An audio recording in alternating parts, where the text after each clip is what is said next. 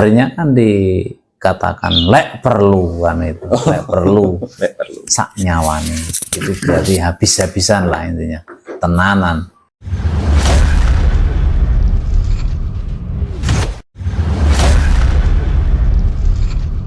Jadi itu intinya jihad itu ya seperti itulah kalau menurut versi saya itu. Kemudian kalau kita berbicara tentang pondok sendiri kan tempat menempa diri. Kemudian di zaman sekarang sudah banyak sifat-sifat manusiawi yang keduniaan. Artinya mereka mencari ilmu agama untuk mendapatkan banyak harta, politik, jabatan itu. Pripun Ustaz kira-kira? Maksudnya kemana arahnya itu? Arahnya ke duniawi. Hedonis. Karena kita ini kan ada kata-kata yang di sana itu intang surullah yang surkum. Nah itu Al-Quran. Yakin itu sudah selesai semuanya. Itu tasawuf tingkat tinggi. Cuman kenyataannya memang kita banyak tidak ngerti ayat itu bahwasanya Allah sudah menentukan barang siapa dia menolong agama, ditolong. Itu nyata nanti. Dan itu saya sudah sebagian sudah melaksanakan dan saya merasakan. Cuman memang untuk arah itu kan butuh proses mungkin ya. Kata-kata ini luar biasa ya. Ayat ini, intang suruh. Pak Yai selalu mungkin dengan sering ya, barang siapa menolong agama Allah, maka akan ditolong oleh Allah. Jelas itu. Jelas. Cuman kadang-kadang lala orang nyambet gaib yo. Nah, jangan terjemahnya yang loko-loko itu. Itu kalau menurut saya ya. Terus kalau bicara Ponorogo ini kan terkenal dengan kota santri, otomatis banyak orang-orang luar Ponorogo melihat Ponorogo ini tempatnya orang-orang belajar itu. Santri lah ya. Santri istilahnya seperti itu.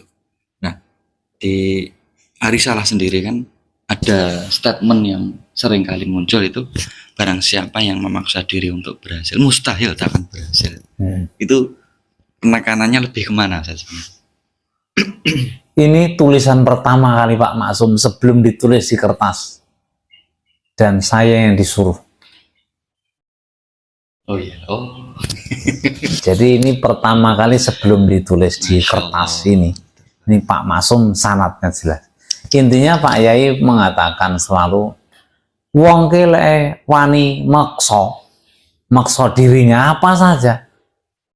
Wah, aku iki piye? Paksa. Maka dia mesti berhasil. Intinya begitu semuanya. Sederhana tapi tidak semua orang bisa. Dan kata-kata ini saya catat, ini kata tulisan pertama kali ditulis sebelum ditulis di kertas kan oleh Pak Yai. Coba Pak Muslim golek no chat triplek karo figura tulisan kata-kata ini, tak tulis di sini, dipasang di depan rumahnya. Nah ini kata-kata ini. Jadi sudah ketika tahun 80-an tadi, atau 70-an ya. Apanya? Waktu nulis ini. Enggak, ini 2000 sekian. Pak Yai sebelum meninggal. Waktu itu masih SD itu barusan kok. Belum 8. Saya udah ustadz.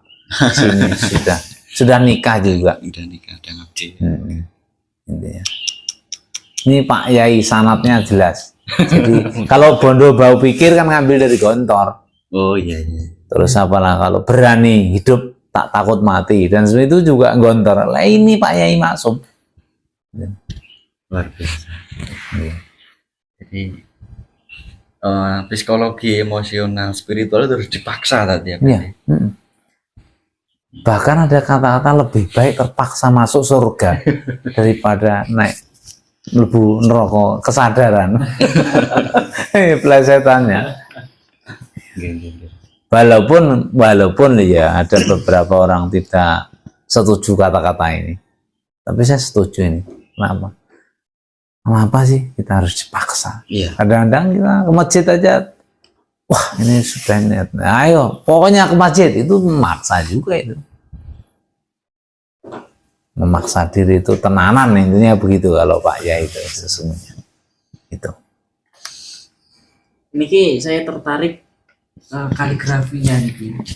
Niki napa jenengan Ya. sebagai seniman kaligrafi.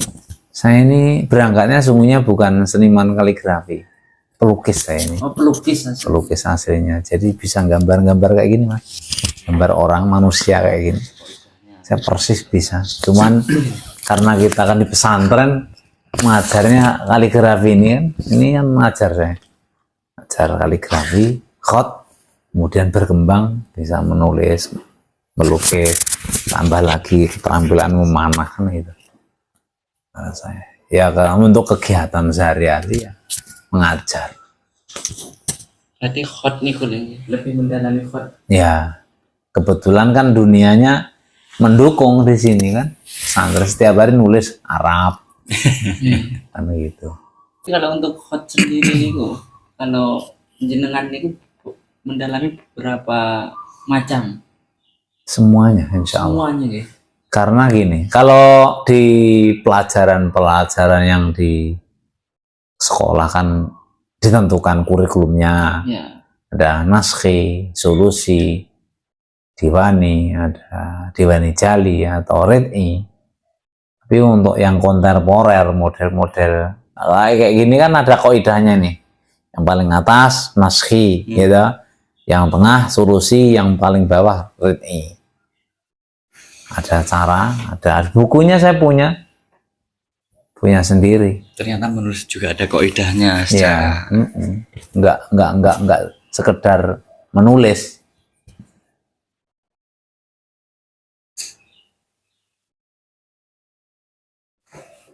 Kalau untuk napa khot atau lukis ini dari sejak kapan jenengan mendalami?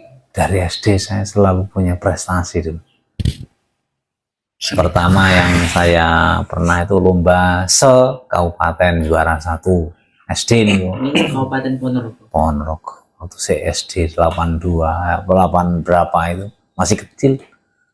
Terus berkembangnya karena saya mendirikan kelompok melukis di sini namanya APG, Arisalah Painters Group. Saya ketua, kelas 1, 2 sampai kelas 6 ketua terus. Semakin banyak waktu kumpul anak-anak yang suka ngelukis, tak adakan kursus di sini. Dulu kelasnya 1, 2, 3, 4, 5, 6 ini full pesertanya. Tahun 90-an itu. Pokoknya wah banyak. Pokoknya Arisalah ini lewes APG tampil wes, pokoknya tidak ada duanya waktu itu. Alhamdulillah saya karena saya menggeluti akhirnya bisa nulis, bisa ngelukis, bisa kaligrafi. Alhamdulillah. Maka betul-betul ini barang siapa berani tenan, saya udah membuktikan. Wah, aku mau seorang iso. Padahal ya saya ngelukis itu ya sekedar hobi kan. Ternyata karena asik kemudian menghasilkan. Saya coba mencari kertas asturo kecil, tak gambari. Terus selamat hari raya. Payu, Pak. Payu tak. Akhirnya saya beber di alun-alun ya. Nulis. Kok payu demen kan ya? Karena payu dapat duit seneng lagi kan. Nah, kadang-kadang nongkrong ke Jogja. Ya pengen kumpul dengan teman-teman pelukis.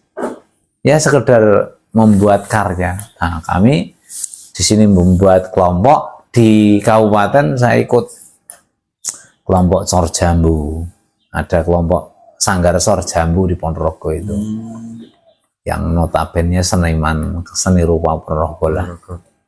Pameran Grebek Suro mesti ada. Ya begitu segitu aja. Jadi pengembangan diri karena ke depan itu yang dibutuhkan keterampilan. Tapi untuk apa ya, menciptakan seni dalam diri untuk berkarya itu kayaknya sulit kalau nggak bakat. Tapi ingat, bakat hanya 1% menentukan keberhasilan. Yang 99% itu kemauan. Memaksa diri nih. Ya, iya. Kata-kata Pak Tino Sidin tuh tukang istilah bukan tukang, penggambar internasional nasional zaman saya masih SD, yang menentukan berhasil orang berseni apa namanya gambar itu bukan hobi, bukan apa, bukan bakat, hanya 1% tuh Pak, hanya 1%. Yang menentukan adalah kemauan. Betul Pak Maksum? Kerentek bahasa Jawa. Ya, kemauan. Kalau kerentekan bisa hilang. Keinginan. Kalau keinginan yang kuat. Arep rabi barang ya ngono. Harus ada kemauan. Iya, kemauan kuat. Memaksakan diri. Dang.